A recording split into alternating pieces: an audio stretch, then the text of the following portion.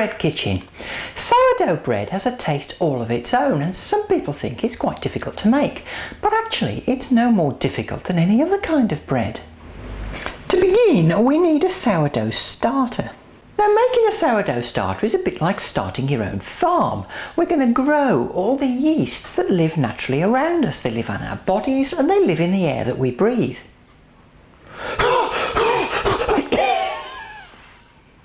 So for my sourdough starter, I'm using a cup of flour, this happens to be wholemeal flour, a tablespoon of milk and a couple of tablespoons of water. Pop the flour into a bowl, add in the milk and about half the water and mix well.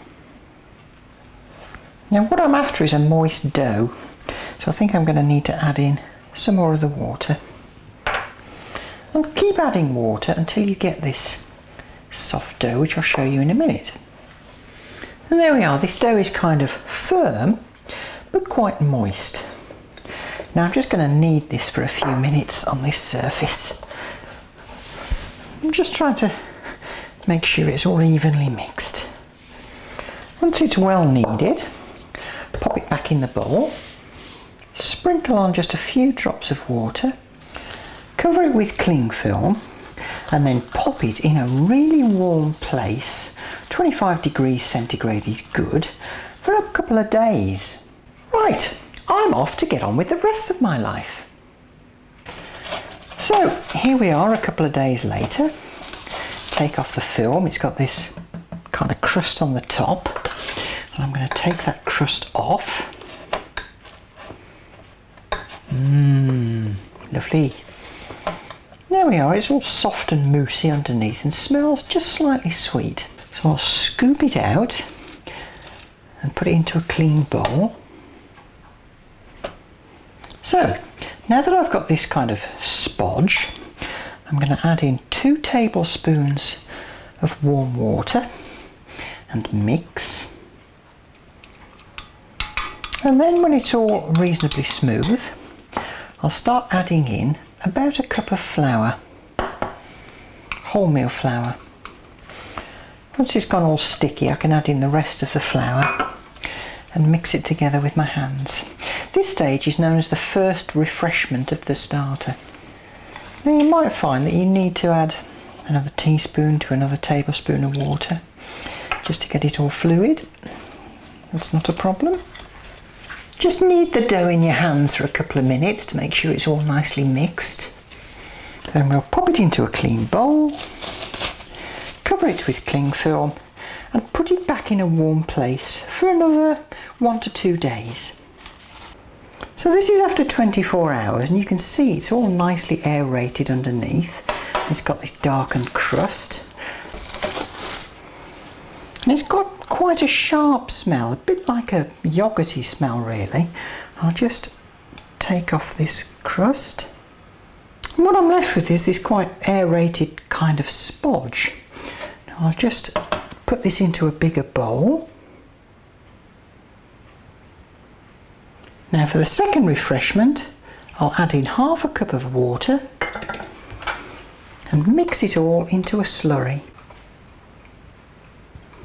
Now you're probably thinking this is a lot of work to make bread, but you only have to make the starter once.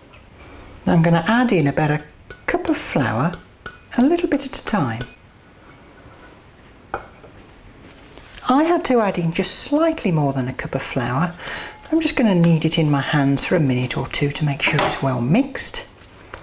Then I'll pop it in the bowl, cover it with cling film and put it in a warm place overnight.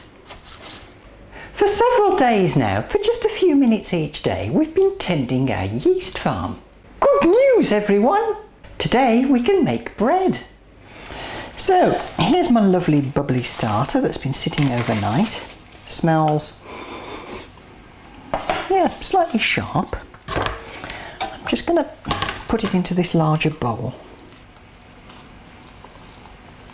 So as you can see, it's all gloopy and sticky. I'm going to add in about 150 ml of warm water and mix. And once I've got this nice slurry again, I'm going to add in 350 grams of flour. This is a 50-50 mixture of white flour and wholemeal flour. And just mix it all together. And I almost forgot a couple of pinches of salt. There we go. Looks like I'm going to need to add in a couple more tablespoons of water. Just keep adding water as you need to until you get a nice dough.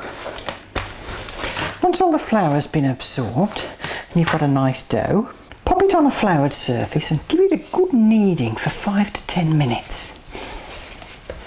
After about 5 or 10 minutes kneading, you should end up with a dough which is very elastic. Now pop it in a nicely oiled bowl, cover with plastic wrap, and then put in a nice warm place until it doubles in size. It's been a couple of hours and my dough has doubled in size, so I'm just going to turn it out onto this board. Just knock it back a bit, and here comes the clever bit. I'm going to cut off a chunk of the dough and just pop it into a little ramekin or other little bowl. Then cover it with cling film. Now this little piece of dough contains all the yeast you need for your next loaf.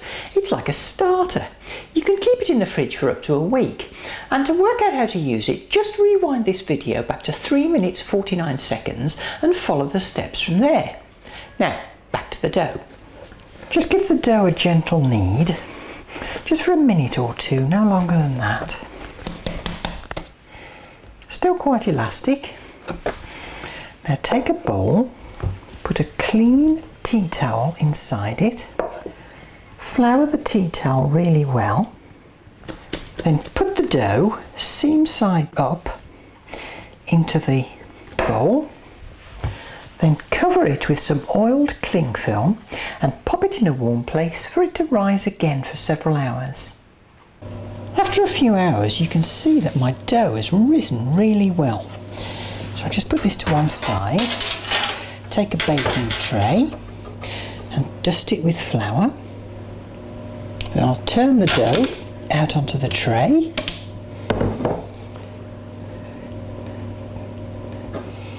Just give it a light dusting with flour. Just make a couple of small slits in it.